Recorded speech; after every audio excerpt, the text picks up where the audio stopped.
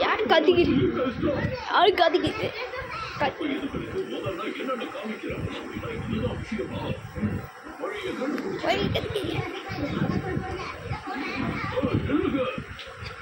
சரியான நேரத்தில் என்ட்ரி கொடுத்துருக்கேன்.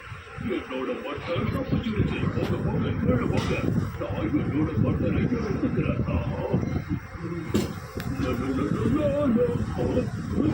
மீதி சப்ப பட்டர் எங்க?